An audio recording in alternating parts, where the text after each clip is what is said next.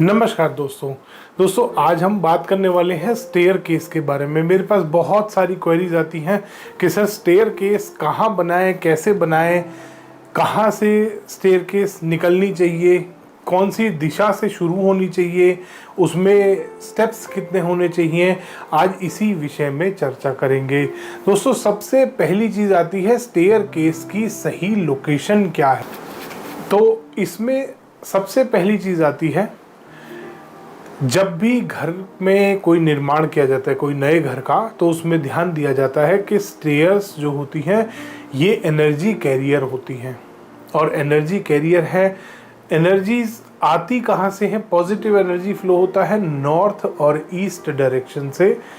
इसीलिए stair case को हमेशा दक्षिण या पश्चिम दिशा में बनाया जाता है। सबसे अच्छी स्टेयरकेस मानी जाती है नैऋत्य कोण में, साउथ वेस्ट कॉर्नर में। अगर आपके घर में स्टेयरकेस आ रही है वो बेस्ट होती है। उत्तर और पूर्व दिशा में यानी कि नॉर्थ डायरेक्शन में और ईस्ट डायरेक्शन में कभी भी स्टेयरकेस नहीं आनी चाहिए। स्टेयरकेस भारी होती है और आपने सुना होगा कि उत्तर और पूर्व दिशा को हल्का और नीचा रखा जाता है, डाउन रखा जाता है, हल्का रखा जाता है। इसीलिए दक्षिण और पश्चिम यानी कि वेस्ट और साउथ डायरेक्शन में ही स्टेयरकेस बनाई जाती है। दक्षिण में, आग्नेय कोण में, नैऋत्य कोण में, पश्चिम दिशा में, वायव्य कोण में, इन सब जगहों पे आप स्टेयरकेस बना सकते हैं बड़े आराम से।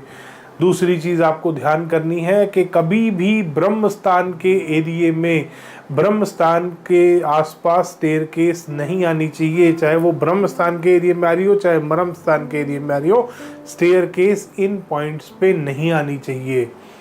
ब्रह्म स्थान पे स्टेयरकेस सबसे ज़्यादा हानिकारक होती है दोस्तों। सबसे नेगेटिव अगर स्टेयरकेस कहीं है वो ब्रह्म स्थान और ईशान कोण, ये सबसे ज़्यादा नेगेटिव होता है। चाहे क्लॉकवाइज हो चाहे एंटी क्लॉकवाइज, इन दिशाओं में, उत्तर में, पूर्व में और ब्रह्म स्थान में कभी नहीं आनी चाहिए स्टेयरकेस किसी भी तरह की।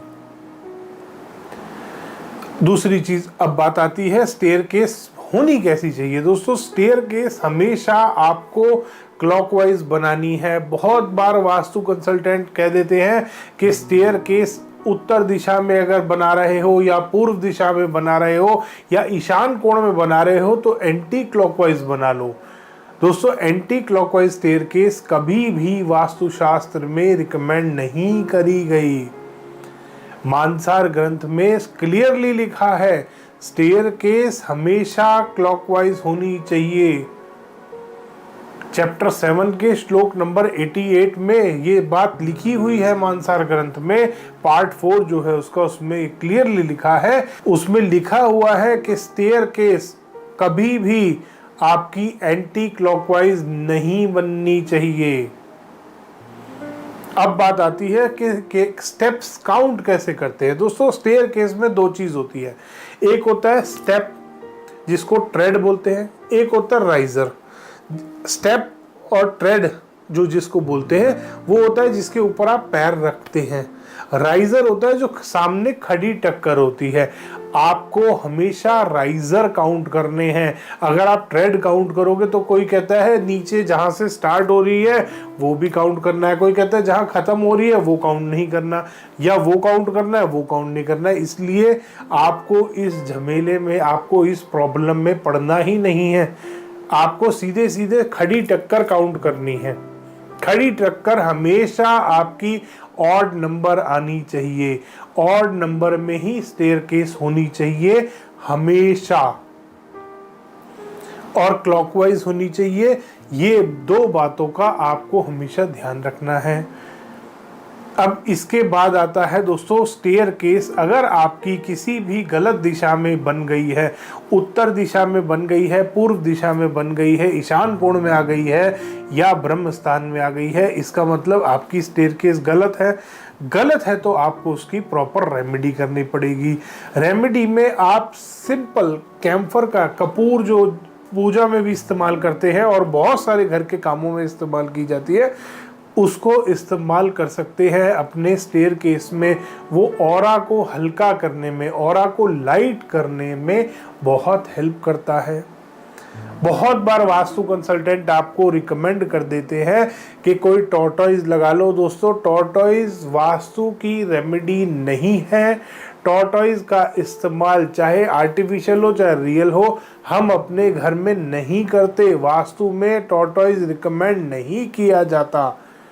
इसीलिए जो वास्तु शास्त्री, जो वास्तु कंसल्टेंट रिकमेंड कर रहे हैं टॉर्टॉइज वास्तु शास्त्र के नाम पर, वो गलत है। और स्टेयरकेस में कभी भी आपको टॉर्टॉइज नहीं लगाना कि ये अपनी कमर पे स्टेयरकेस को उठा लेगा, ये ऐसे कर लेगा, वैसे कर लेगा। नेवर। ये कोई रेमेडी नहीं है। इससे कोई पॉजिटिविटी नहीं आ रही है, इससे उसका ऑरा लाइट नहीं हो रहा, इससे उसकी नेगेटिविटी को आप रिमूव नहीं कर रहे हैं, इसकी उसकी एनर्जीज को आप खत्म नहीं कर रहे हैं। इसके बाद दूसरा आता है, बहुत बार लोग स्प्रिंग का इस्तेमाल, एक स्प्रिंग टाइप की रेमेडी होती है, कहते हैं स्टेयरकेस के नीचे स्प्रिंग लगा देंगे हम। एंटी क्लॉकवाइज स्टेयरकेस बन गई है उत्तर दिशा में, हम क्लॉकवाइज स्प्रिंग लगा देंगे नीचे, या वो ट्रायंगुलर सा एक डिवाइस यूज कर रहे हैं। नई नई वास्तु की रेमेडीज ला रहे हैं।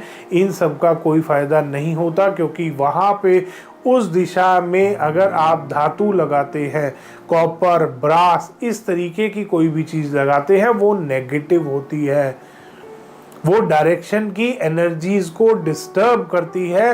अगर आपने भी स्टेयरकेस की कोई रेमेडी कर ली है उत्तर दिशा में, ईशान कोण में, पूर्व दिशा में या ब्रह्म स्थान में, किसी भी धातु से, उसको हटा दीजिए। ये आपकी ग्रोथ में बहुत ही ज़्यादा प्रॉब्लम्स ला सकता है। इसके बाद बात आती है दोस्तों, जो रेमेडीज़ की हम बात कर रहे थे, सबसे पहली रेमेडी आपने करी है कैम्फर की। दूसरी रेमेडी आपको करनी है, आपको अपने स्टेयरकेस में प्लांट्स लगाने हैं। कोई भी इंस्ट्रूमेंटल म्यूज़िक आप अपने स्टेयरकेस में चला सकते हैं, दिन के टाइम, शाम के टाइम। अगर वैसे भी चलता रहे दिन में थोड़ा इंस्ट्रूमेंटल म्यूज़िक, जो भी आपको अच्छा लगता है वो भी आप इस्तेमाल कर सकते हैं। साउंड से भी बहुत रेमेडीज़ होती हैं दोस्तों। पॉजिटिव म्यूज़िक जो भी आपको अच्छा लगता है, हल्का हल्का इंस्ट्रूमेंटल म्यूज़िक हो गया, या कोई भी, आप कोई भजन सुनते हैं, आप कोई भी किसी भी तरीके का अपने रिलीजन से रिलेटेड कोई चीज़ सुनते हैं, वो भी आप चला के रख सकते हैं। वहाँ पर पॉजिटिव एनर्जी क्रिएट करता है, वो पॉजिटिव एनर्जी को एनहेंस करता है वो। तो आप ये काम भी कर सकते हैं। धन्यवाद दोस्तों। वीडियो पसंद आया तो इसको लाइक करें, शेयर करें और चैनल को सब्सक्राइब करना ना भूलें।